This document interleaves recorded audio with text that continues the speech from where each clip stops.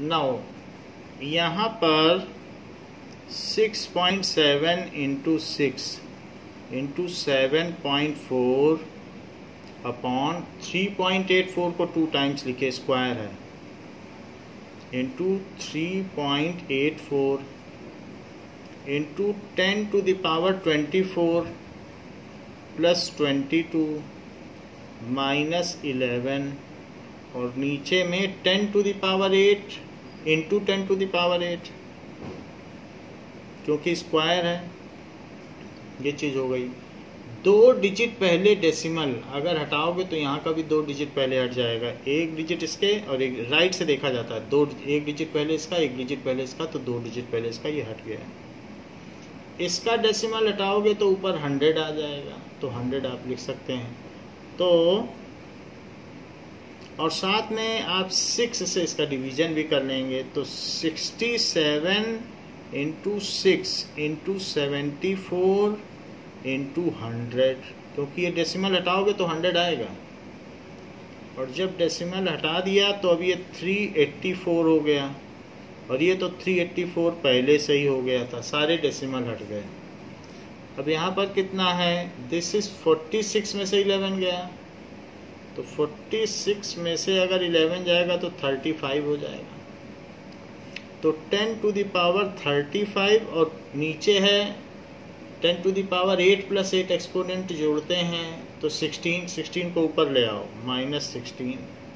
सो अब 35 में से 16 माइनस करें, सो इट इज़ 1 इधर कैरी चला जाएगा तो 9, ये 19 की पावर आ जाएगी। बाकी इधर देख लें, 6 से इसको कट कर लें, 6 6 या 36 और 6 4 या 24, ये हो गया।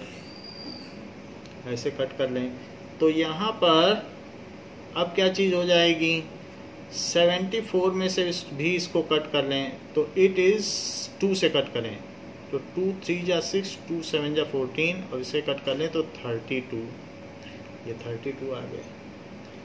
अब देखिए 100 को उसमें डाल दो, ये 10 टू द पावर 19 आ गया है, इससे 10 टू द पावर 19 है, 2 और पावर जोड़ दो तो बताओ कितना हो जाएगा।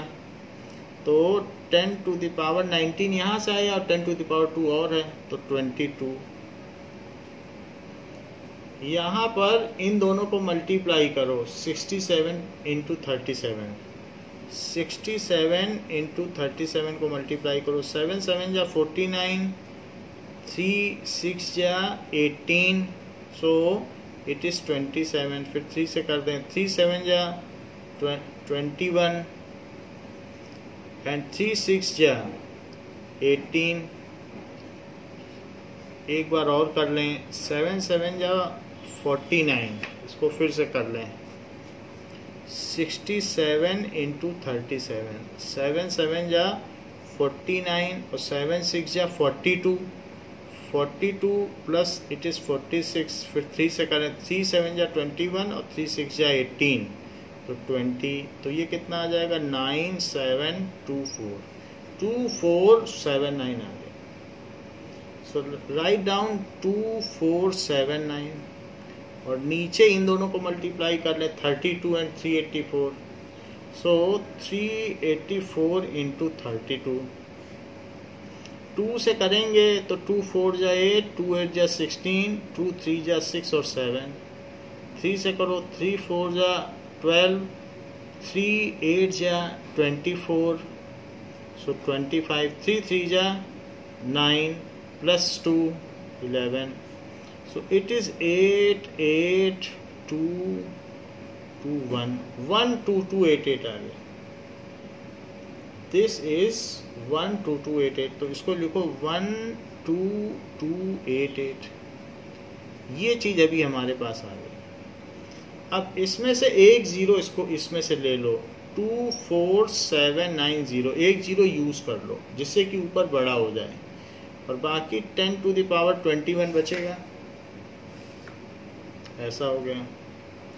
तो 19 प्लस 2 इट इज़ 21, यहाँ पर 19 आया था और 19 में 2 जोड़ा तो कितना आया 21, तो यहाँ 21 लिखिए। सो दिस इज़ 21 और 21 में से अगर एक ज़ीरो इधर ले लिया तो कितना बचा 20। एक जीरो इसमें डाल दिया और नीचे क्या है 12288, ऐसा हो गया। 12288 से इसमें डिवाइड करो, 2288 से डिवाइड करेंगे 24790, तो 1 टाइम्स ही जाएगा, 2 times 24790। Now it will go up to 2 times, 2 times चला जाएगा। 2 8 जा 16, 2 8 जा 16 तो 17 हो जाएगा। 2 2 जा 4 तो 5, 2 2 जा 4 एंड 2 1 जा 2, तो यहाँ 2 आ गया। दिस इज इक्वल्स टू 4, यहाँ 1 आ गया और यहाँ पर 2, तो दिस इज 214। डेसिमल लगा के एक जीरो बढ़ा दो, लेकिन जा नहीं सकता इसलिए एक जीरो और बढ़ाओ, अब चला जाएगा। तो अब 1 टाइम्स जाएगा सिर्फ, क्योंकि इससे बड़ा तो नहीं है, 2 टाइम्स तो नहीं जा सकता है, तो इसलिए 12288 यहीं पे इसको छोड़ दो, इसके आगे नहीं करने की जरूरत है। तो इस तरीके से हमने यहाँ पर डिवीजन कर लिया। 2.01 आ गया, so this is 2.01 into 10 to the power 20। ये जो हो गया इतने न्यूटन का फोर्स लग गया। किसके बीच है? The force acting between earth and moon is 2.01 and 10 to the power 20 newton. बहुत आसानी से किया गया है। इसमें हमने पावर के साथ पावर को कंप्यूट कर लिया है, सारे डेसिमल हटा दिए हैं, थोड़ा बहुत जो कट गया तो काट लिया, नहीं तो ऊपर का ऊपर मल्टीप्लाई, नीचे का नीचे मल्टीप्लाई, एक जीरो बढ़ा दिया, यहाँ से एक जीरो लेके इसमें बढ़ा दिया है और फिर डिवाइड कर दिया, तो हमारा आंसर आ गया। सो इस तरीके से the force acting between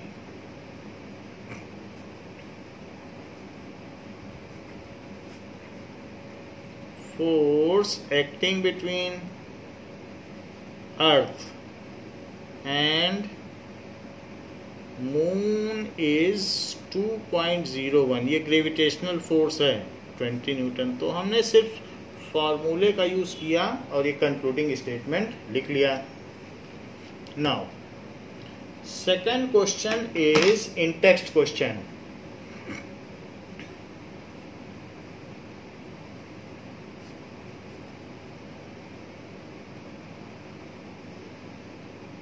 page number 134। State universal law of gravitation, ये चीज हम लोगों ने पढ़ ली है। State universal law of gravitation. Second question कहता है right the formula to find the magnitude of gravitational force. Right the formula to find magnitude of gravitational force।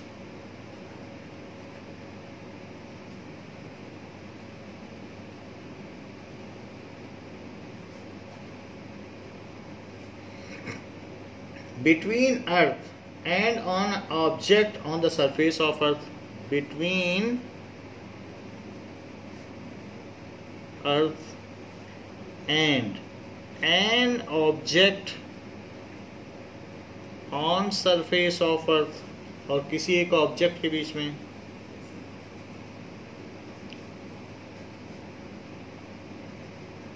तो हमसे फार्मूला पूछ रहा है कि मान लीजिए कोई चीज अर्थ पे पड़ी है तो उसके बीच में और अर्थ के बीच में क्या फोर्स लगेगा। Now solution. If any object is on earth, ये अर्थ है और ऑब्जेक्ट इस पर रखा हुआ है, तो यहाँ से इसके सेंटर की डिस्टेंस कितनी होगी? रेडियस ऑफ अर्थ, क्योंकि अर्थ है, अर्थ का सेंटर से उसका सेंटर, तो वो तो रेडियस ऑफ अर्थ ही हो गया। तो ऑब्जेक्ट तो बहुत छोटा होगा इसके हिसाब से, तो बस ये जो डिस्टेंस है वो रेडियस ऑफ अर्थ है। मास ऑफ अर्थ को m ही ले लो, मास ऑफ ऑब्जेक्ट को m ले लो। तो इसलिए जो फोर्स ऑफ ग्रेविटेशन होगा it is equals to g mass of earth into mass of object upon radius of earth का square, where m is equals to mass of object, me is mass of earth, re it is equals to radius of earth। कुछ चीजें आपकी जानकारी के लिए बता दें कि radius of earth 6.4 into 10⁶ metre होता है। अच्छा, मास ऑफ अर्थ तो अभी आपने थोड़ी देर पहले देखा ही है, इतना होता है। अब ऑब्जेक्ट का मास तो जैसा ऑब्जेक्ट आप रखोगे 2 किलो 4 किलो जितने का रखोगे वो होगा। तो ये फार्मूला हो गया, this is the formula for finding the magnitude of gravitational force. ये फोर्स है तो मास of object into mass of, वही फार्मूला लग रहा है, product of masses upon distance between their centres का स्क्वायर। सो ये चीज हो गई। नाउ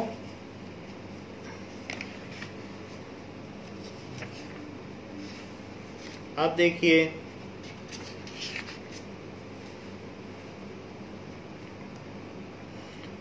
एक्सरसाइज के कुछ क्वेश्चन जो इस फार्मूले पे बेस्ड हैं उनको हम करते हैं। So first question of exercise,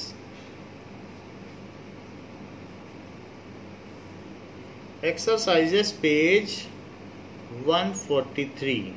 first question is how does the force of gravitation between two object changes. How does the force of gravitation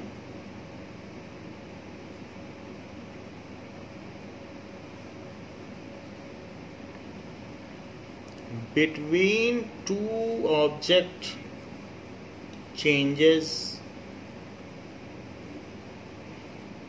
when the distance between them is reduced to half। when the distance आधी कर दोगे तो बताओ force बढ़ेगा कि कम। distance between them is reduced to half।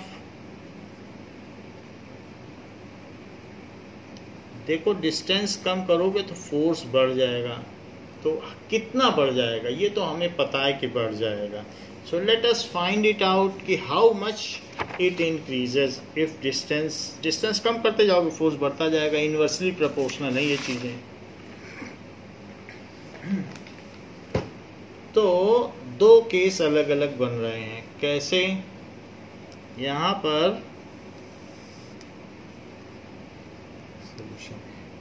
देखिए दो अलग अलग मासेस ले लीजिए, एक m1 मास एक m2 mass. This is earlier and this is letter,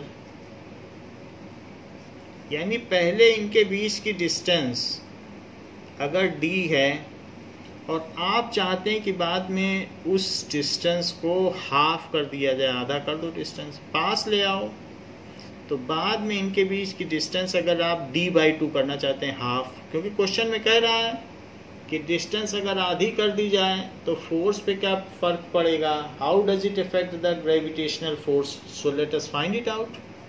सो जो अर्लियर फोर्स है वो इनिशियल फोर्स लिखना और जो फाइनल है तो F फाइनल लिखना। तो it is equals to G m1 m2/d², और जो फोर्स फाइनल है लेटर वाला तो G तो नहीं बदलता है, G यूनिवर्सल ग्रेविटेशनल कांस्टेंट है, लेकिन अब इनके बीच की डिस्टेंस d/2 का स्क्वायर हो जाएगी। क्यों? क्योंकि डिस्टेंस आधी कर दी गई, तो d/2 का स्क्वायर। G की जगह ही रहने दो, m1 m2 ऐसे ही रखो, इसको लिखो d²/4। इसका स्क्वायर किया तो d का भी स्क्वायर हुआ, ये 4 ऊपर चला जाएगा। तो अगर आप चाहें तो ऐसे भी कर सकते हैं, G m1 m2 और डिवाइडेड बाई d²/4 ऐसे लिख लो, नीचे की चीज़ का डिवाइड लिख लो। तो Gm1 M2 अब मल्टीप्लाई करोगे तो 4/d² ऐसे भी होता है, क्योंकि बाद वाली चीज़ पलट जाती है। तो अब ये क्या हो गया, Gm1 M2/d² इंटू 4, ये चीज हो गई। बट Gm1 M2/d² क्या था, इट इज F इनिशियल, देख लो यहाँ, यही तो इनिशियल फोर्स था। तो इस पूरे की जगह हम F इनिशियल लिख सकते हैं, क्योंकि इसकी वैल्यू ही तो Fi है, देख लो वही चीज है। So it is equals to जो F फाइनल है, इसकी जगह लिख लो F इनिशियल, और 4 तो रहा ही, 4 तो बाद में वो रहेगा ही। So final force will be 4 times of initial force. So final force is 4 times of initial force. और ये क्यों है, इसकी जगह Fi क्यों लिखा, फ्रॉम इक्वेशन 1, वहाँ इक्वेशन 1 डाल दी थी हमने, फिर उस इक्वेशन 1 को यूज़ कर लिया, इसकी जगह Fi लिख लिया। या ये कह सकते हो कि gravitational force increases by 4 times, अब वो जो फोर्स था 4 गुना हो गया नया force. So if the distance between two object is halved, then the gravitational force increases by 4 times. If distance between object is halved, then gravitational force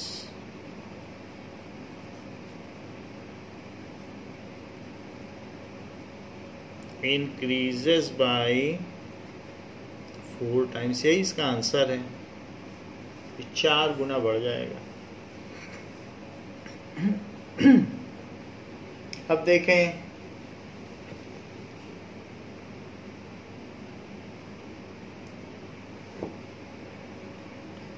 third question भी universal law of gravitation पर है, तो हम third question देखें। What is the magnitude of gravitational force, what is the magnitude of gravitational force between the earth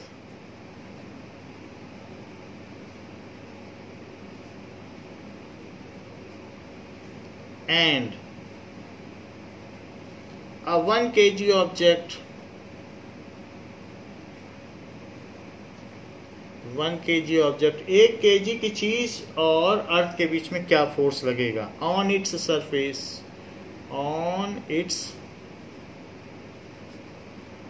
surface.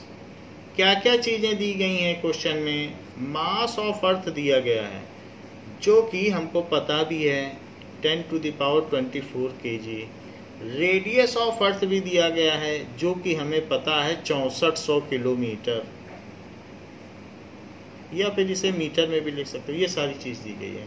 और कह रहा है कि 1 kg की चीज अगर अर्थ के सरफेस पर रखी है तो इस पर क्या फोर्स लगेगा। किसी भी चीज पे जो अर्थ की ओर से फोर्स लगता है उसे वेट कहते हैं, तो जो फोर्स है उसी को वेट कहते हैं। हमारे ऊपर अगर अर्थ जो फोर्स लगा रही है उसे हमारा वेट कहेंगे, तो वो चीज पूछी जा रही है। Solution, mass of object is 1 kg, mass of earth it is 6 × 10⁻24 kg, radius of अर्थ, क्योंकि इससे इसके सेंटर के बीच की डिस्टेंस रेडियस ही है, ये तो बहुत छोटा ऑब्जेक्ट होगा तो ये रेडियस हो गया। सो रेडियस ऑफ अर्थ इनके बीच की डिस्टेंस हो गई, इट इज 6.4 × 10⁻6 मीटर, ये सारी चीजें पता हैं। And the gravitational force of attraction can be taken as, जो सिंपल वैल्यू है वही ले लें। So gravitational force of attraction is 6.7 × 10⁻−11 newton metre square kg - 2 with unit लिखें। अब इन सारी चीज़ों को force, magnitude of gravitational force, so using universal law of gravitation लिखें, बाकी तो सब वही है। Using universal law of gravitation, तो यूनिवर्सल लॉ ऑफ ग्रेविटेशन क्या कहता है? F is equals to G mass of earth into mass of object upon radius. तो वही वैल्यू लिख ली है, तो वही चीज, सिंबल हमने बदल दिए। So it is equals to 6.67 into 10⁻⁻11। Mass कितना कितना है? मास ऑफ अर्थ है 6 इंटू 10⁻24। ऑब्जेक्ट का मास 1 kg है, और रेडियस ऑफ अर्थ कितनी है? इसका स्क्वायर अवश्य लगाएं, तो स्क्वायर लगा दिया। अब इसे हम कैलकुलेट कर लेंगे तो हमें पता चल जाएगा कि उस ऑब्जेक्ट पर अर्थ कितना ग्रेविटेशनल फोर्स लगा रही है। सो this is 6.67 into 6 divided by 6.4 into 6.4 into 10⁻24 - 11। अच्छा, नीचे 10⁻6 इंटू 10⁻6 है, तो लेकिन पावर और पावर तो जुड़ जाती हैं, तो ये 10⁻6 + 6 हो जाएगा। 10⁻6 इंटू 10⁻6, तो पावर जुड़ गई। 2 डिजिट पहले डेसिमल यहाँ है, 2 डिजिट पहले यहाँ है, देखो 1 डिजिट, सारे डेसिमल हट गए। और अब 6.67 ये सभी हट गए, अब ये डेसिमल नहीं रहा। सो 667 हो गया ये, इंटू 6/64 इंटू 64। यहाँ 10⁻ कितना हो गया? 10⁻13, और नीचे से 12 आ गया ऊपर, तो ये 10 ही बचा।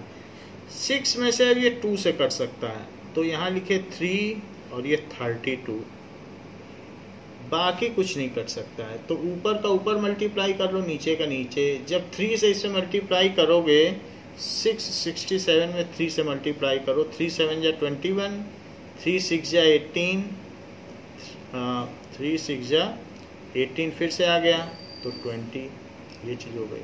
सो 2001, 3 7 जा 21, 3 6 जा 18, 20, तो यहाँ पर आ गया 2001।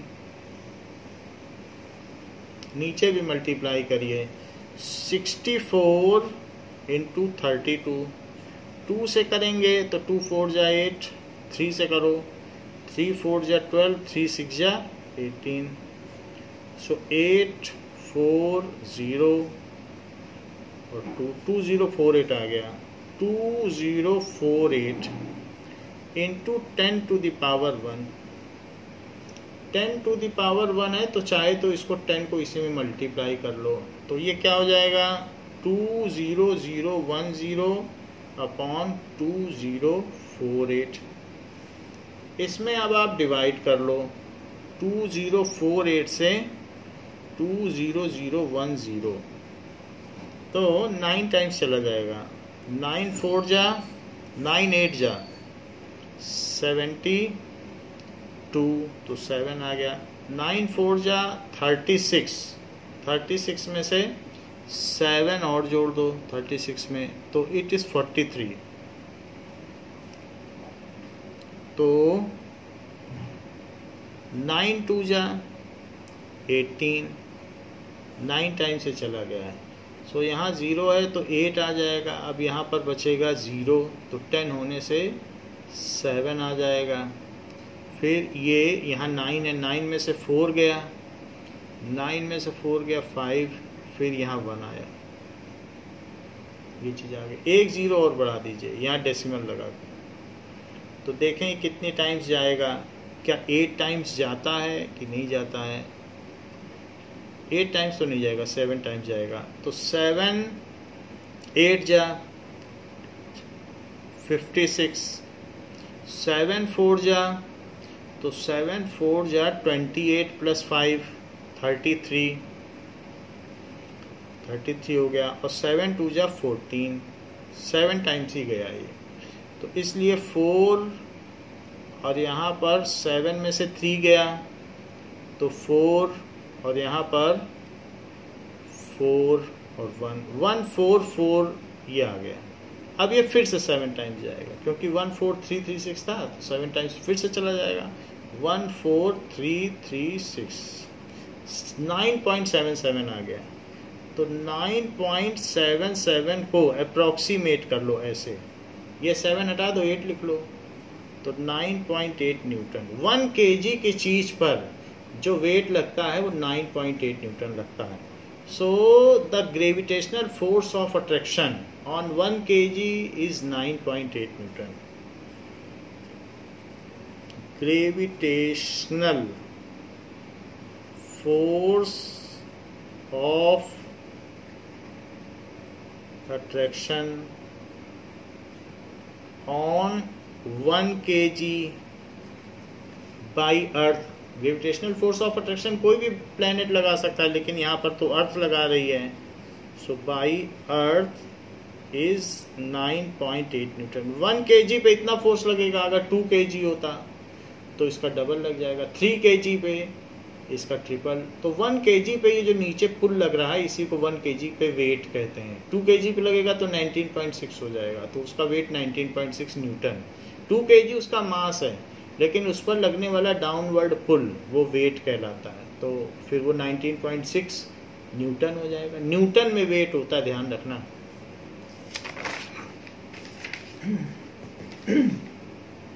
Now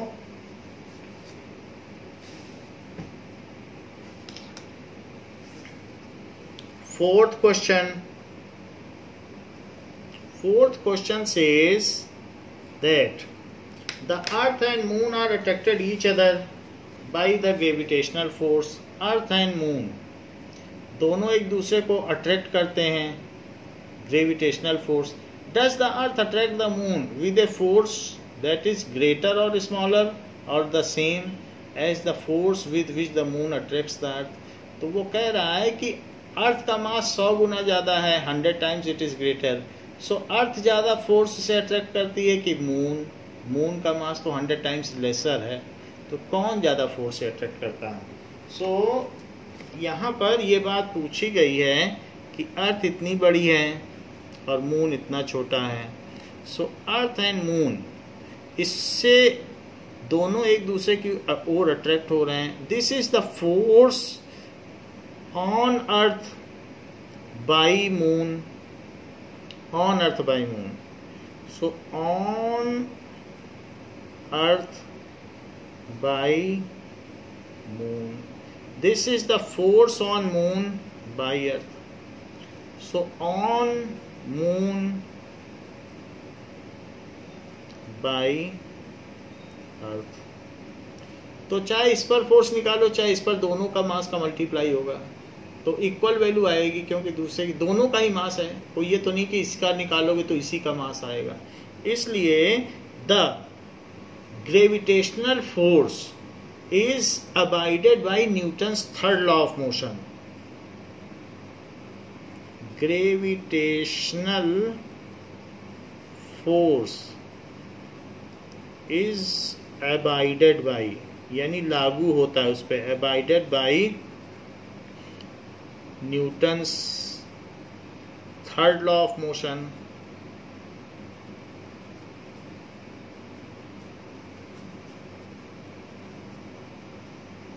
and force on earth by moon and force on moon by earth are action reaction pairs, and force on both the celestial bodies, both the bodies are action reaction pairs।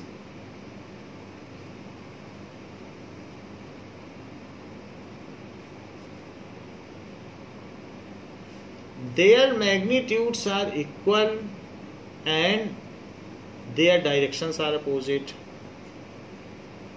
There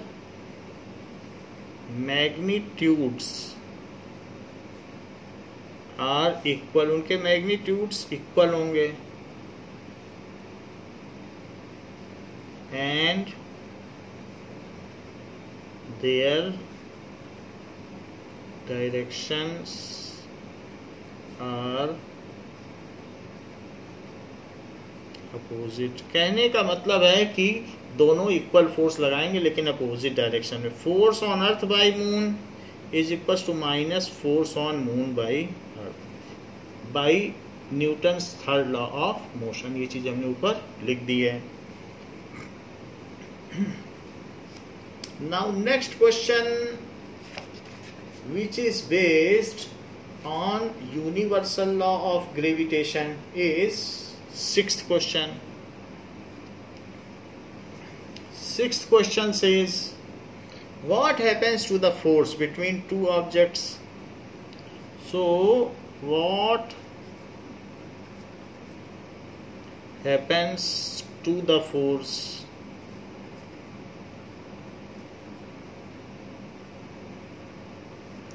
between two objects if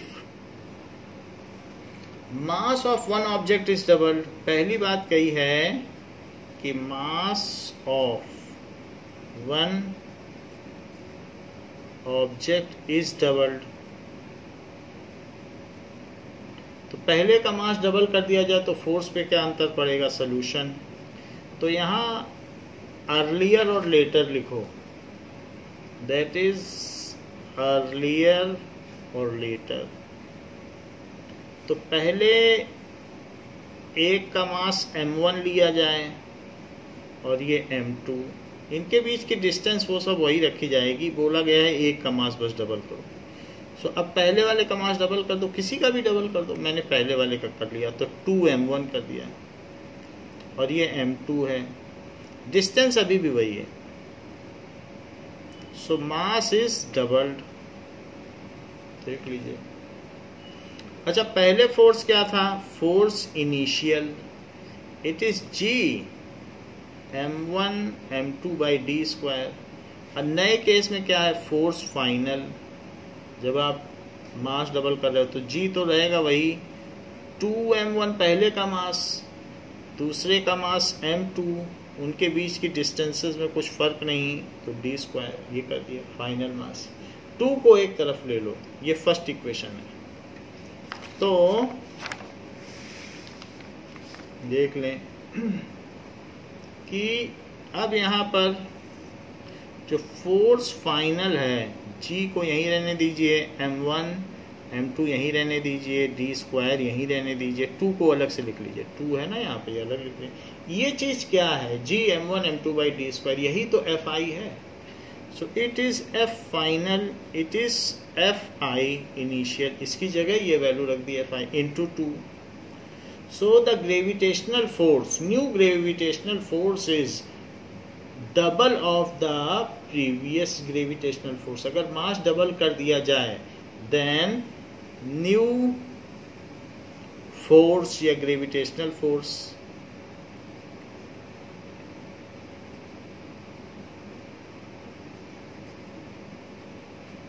is double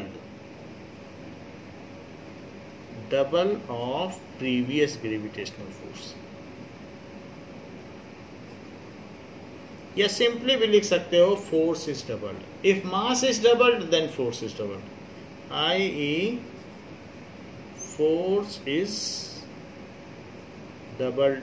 नया force देखो 2 times हो गया है कि नहीं। अब अगले question में, इसी के अगले पार्ट में क्या कह रहा है? The distance between the object is doubled and tripled. 2 question पूछ रहा है कि एक बार पूछा है कि डबल कर दी जाए तो क्या होगा, और दूसरी बार पूछ रहा है ट्रिपल कर दी जाए तो क्या होगा। एक एक करके करते हैं। Distance between the object is doubled, double कर दी जाए। तो इसमें भी वैसा ही करें, अर्लियर लेटर। तो पहले दो मासेस लिए गए, तो M1 M2 उनके बीच की जो डिस्टेंस है D है, लेकिन फिर बाद में इनके बीच की डिस्टेंस डबल कर दो, M1 M2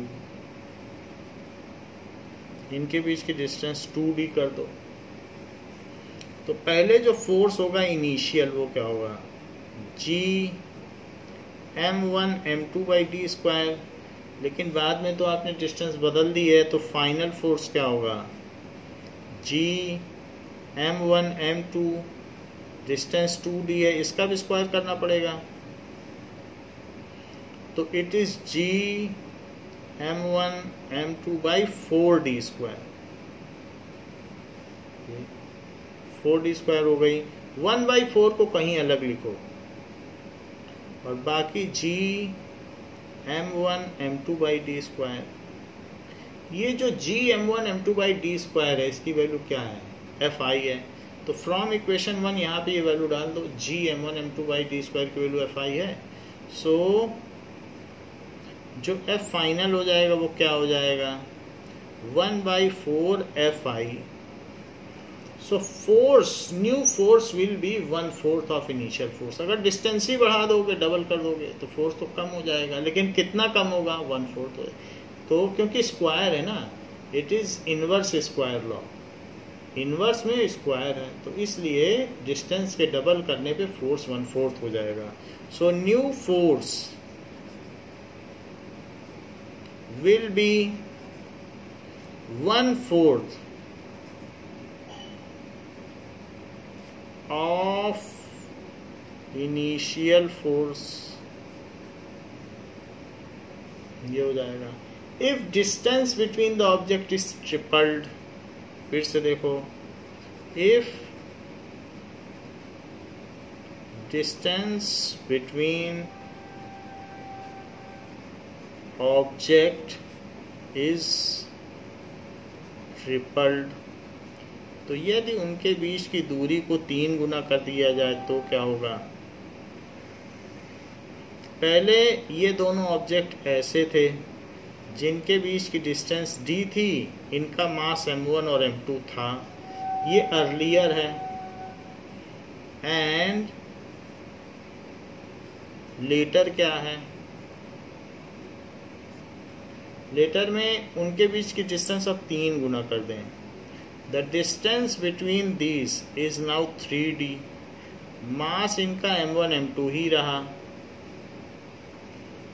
तो इन अर्लियर जो इनके बीच फोर्स लगेगा वो इनिशियल फोर्स होगा, that is G M1 M2 by D square, लेकिन न्यू फोर्स जो फाइनल फोर्स होगा डिस्टेंस बदलने के बाद, ट्रिपल करने के बाद, इट विल बी G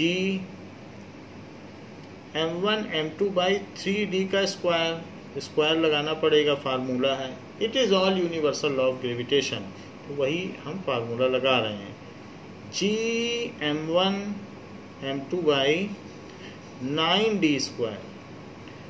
1/9 को पहले लिख लो और बाकी G M1 M2 by D square लिखो। ये जो फर्स्ट इक्वेशन है, इसमें G M1 M2 by D square की वैल्यू Fi है, वो यहाँ पुट कर दो, क्योंकि यहाँ पर भी G M1 M2 by D square, यही चीज़ डालो Fi। सो जो F फाइनल है 1/9 यहाँ रहा और इसकी जगह डाल दो Fi, तो क्या हो जाएगा, new force is reduced to 1/9 1/9 by 1/9 factor of the initial force. New force is 1/9 times of initial force. इस तरीके से जो नया फोर्स है वो कम हो गया। डिस्टेंस बढ़ाओगे तो कम तो हो ही जाएगा, क्योंकि ये इनवर्स स्क्वायर इंडिपेंडेंस है, जो डिपेंडेंस है। सो अगला क्वेश्चन पूछ रहा है the mass of both objects is double, तो क्या होगा यदि दोनों का मास डबल कर दिया जाए। पहले एक का किया था, अब कह रहा नहीं दोनों का करो, तो इसका थर्ड पार्ट भी आप देख लें। If mass of both objects are doubled। तो इसमें भी आप ऐसे लिख लें अर्लियर एंड लेटर।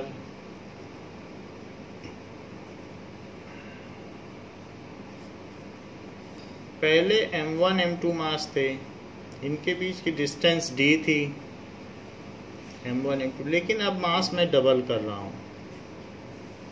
तो this is 2m1 2m2, distance अभी भी इनके बीच की d ही है।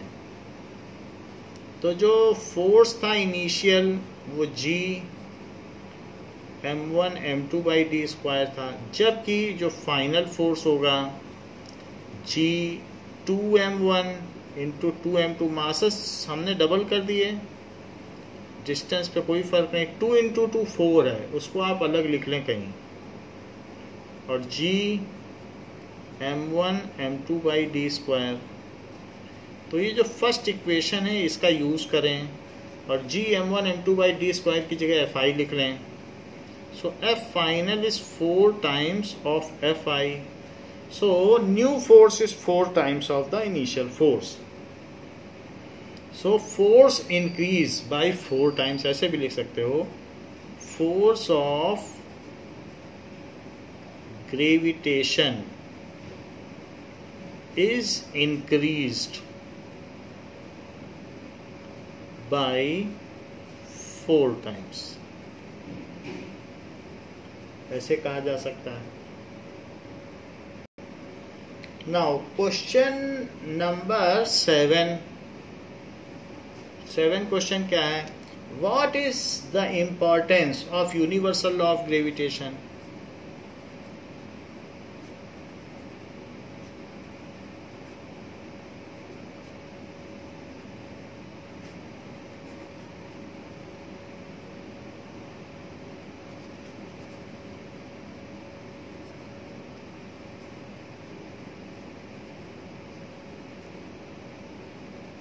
तो इसका क्या महत्व है? सार्वत्रिक, ये जो यूनिवर्सल लॉ ऑफ ग्रेविटेशन है, इसका महत्व क्या है?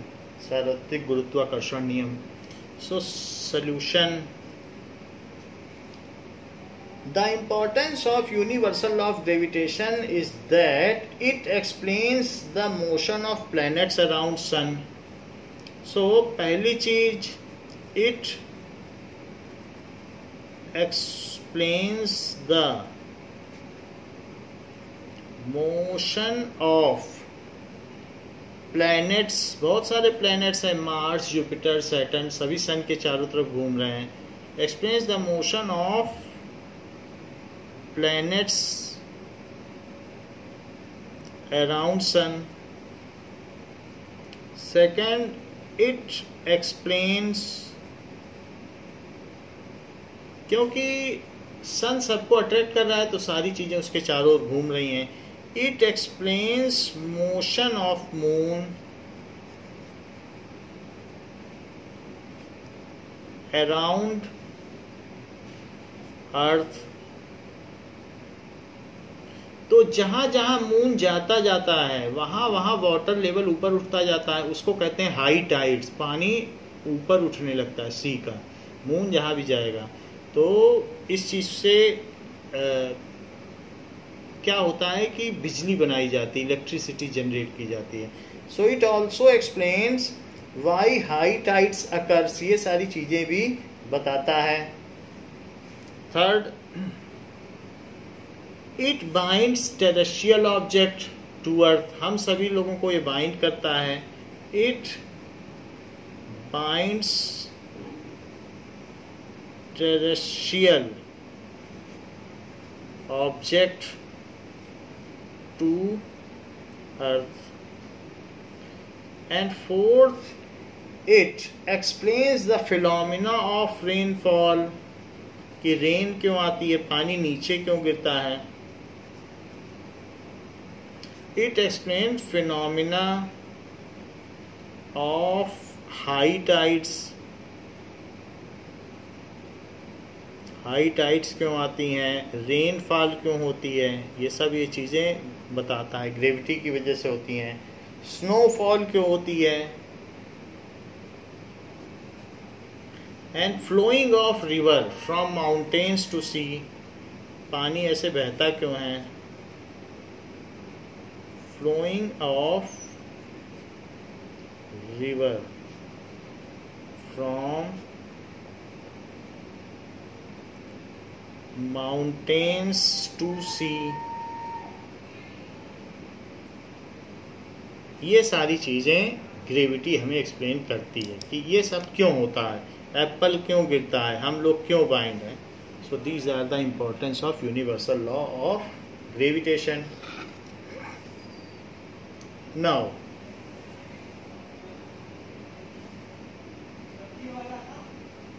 Next question, 9th. What do we call the gravitational force between Earth and object? What do we call the gravitational force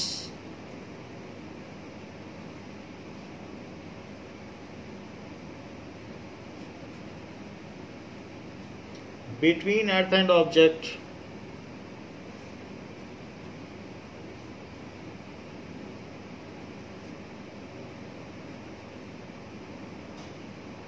An object. So it is called gravity. ये Earth's gravity, इसका answer क्या है? The gravitational force between Earth and an object is called Earth gravity. Gravitational force between Earth and an object is called Earth's gravity. इसको अर्थ की gravity कहते हैं. Next question is 16th question. पूछा गया है, calculate the force of gravitation between earth and sun. Sun बहुत बड़ा है अर्थ से, अर्थ उसके सामने बहुत छोटी है. इवन सन जो है वो 1 में 10 लाख गुना ज़्यादा उसका मास है. फिर अर्थ में दिखा रहा हूँ इतनी छोटी, लेकिन इससे भी काफ़ी छोटी. 10 लाख गुना ज़्यादा मास है तो कितना बड़ा होगा. तो ये सन है एंड दिस इज अर्थ. तो इससे इसके बीच की जो सेंटर से सेंटर के बीच की डिस्टेंस होगी उसको d कह लें, and that distance is average distance is, इसको ऑर्बिटल डिस्टेंस कहते हैं क्योंकि इसी ऑर्बिट में चारों तरफ अर्थ घूमती है, तो इसको ऑर्बिटल रेडियस कहते हैं. जिस ऑर्बिट में घूमती है तो ऑर्बिटल रेडियस है. However, it is also the distance between sun and earth. So it is 1.5 into 10 to the power 11 metre. ये हो गया. मास ऑफ सन क्या है? Mass of sun is 2 into 10 to the power 30 kg. आप देख सकते हैं कि वो 24 है अर्थ का और इसका 30 है. 6 जीरो एक्स्ट्रा लगते हैं इसके मास में. मास of earth it is 6 into 10 to the power 24. इसमें 24 जीरो लगते हैं, इसमें 30, तो 10 लाख गुना बड़ा है इसका मास. And that is the distance is 1.5 into 10 to the power 11 metre. ये सारी चीज़ें हैं. और ग्रेविटेशनल फोर्स ऑफ अट्रैक्शन उसकी भी वैल्यू लिख लें. सो that will be 6.67 ले लेते हैं, उसके बेसिस पर कर लेंगे.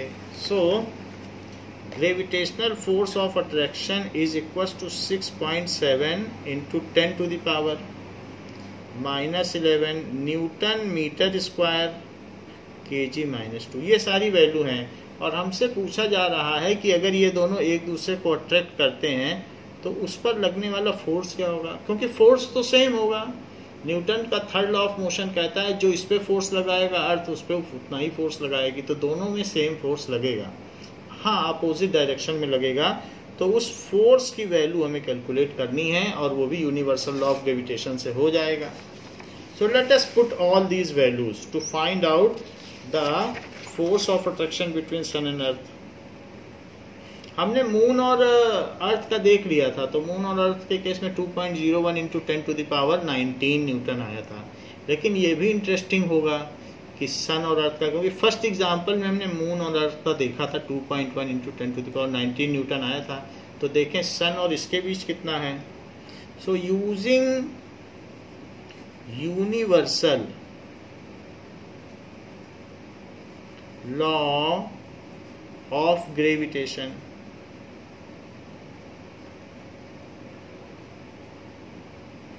so F is equals to G mass of sun into mass of earth upon distance between them उसका square. It is 6.7 into 10 to the power minus 11 into 2 into 10 to the power 30 into 6 into 10 to the power 24 divided by 1.5 है. सो 1.5 into 10 to the power 11 का square. सारी value रख दी. Digits एक तरफ ले लें, exponent एक तरफ ले लें. 6.7 इंटू 2 इंटू 6 अपॉन 1.5 इंटू 1.5 ये ले लिया into 10 to the power 30 plus 24 minus 11. और नीचे देखिए 10 टू द पावर 11 है, तो 10 to the power 11 into 10 to the power 11, तो पावर पावर जुड़ जाएगी 11 और प्लस 11, क्योंकि मल्टीप्लाई करोगे तो पावर का तो स्क्वायर होगा. पावर इन पावर में प्रोडक्ट हो जाता है, तो प्रोडक्ट 11 इंटू 2 कर देना, वैसे भी कर सकते हो. अब जरा देखिए कि एक डेसिमल से एक डेसिमल हटा दो और एक डेसिमल हटा के कहीं जीरो बढ़ा दो, तो आप ये डेसिमल हटा के यहाँ जीरो बढ़ा देना. 67 इंटू 2 इंटू 60 कर दो, तो दूसरा वाला भी डेसिमल हट गया. देखो यहाँ से डेसिमल हटाया और ये जीरो बढ़ा दिया. बाकी एक्सपोनेंट देखिए, ये 54 है. 54 में से 11 माइनस कर लें, 54 में से 11 जाएगा तो 43 आएगा. सो 10 टू द पावर 43 माइनस 22, ये चीज़ ऊपर चली जाएगी. 15 4 जा 60, ये 4 आ गया. अब देखें तो बाकी चीज़ों को आप कैलकुलेट कर लें, क्योंकि अब तो किसी से कुछ कटने वाला नहीं है. तो 4 2 जा 8, 67 into 8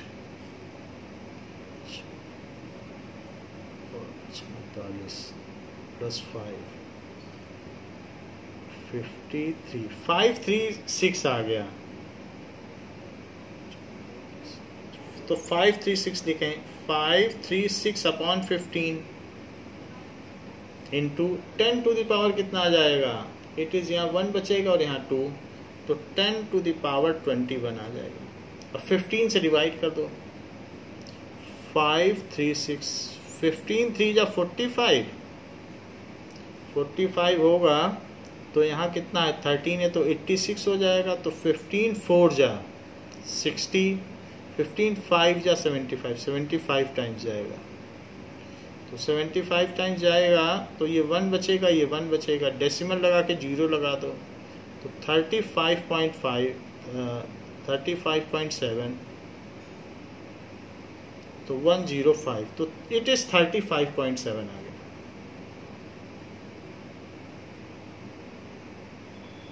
into 10 to the power 21. Now अब 35.7 आ गया. इसमें से 10 बाहर निकालो, एक डिजिट पहले डेसिमल निकालो, तो एक यहाँ पर 1 और बढ़ जाएगा, यानी 3.57 लिख लो. ऐसा करके हम 10 और निकाल सकते हैं. मल्टीप्लाई करोगे तो फिर से 35 हो जाएगा, लेकिन हमने निकाल लिया है. Into 10 to the power 21. अब एक 1 पावर इसकी और 21 इसकी, तो 3.57 into 10 to the power 22. Newton. इससे क्या पता चलता है कि मून में था 2.01 × 10⁻19 और सन और अर्थ के बीच में 10⁻21, 100 गुना ज़्यादा फोर्स है। यानी सन 100 टाइम्स मोर पावर से फोर्स से अट्रैक्ट कर रहा है अर्थ को। So the gravitational force between sun and earth is this.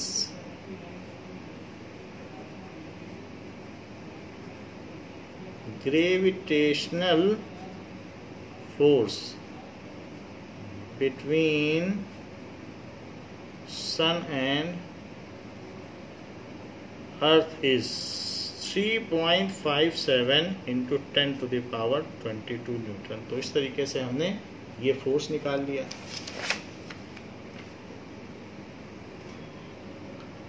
तो इस क्लास के लिए बच्चों इतना ही। इसके आगे हम नेक्स्ट क्लास में ग्रेविटेशनल एक्सीलरेशन के बारे में जानेंगे। Thank you.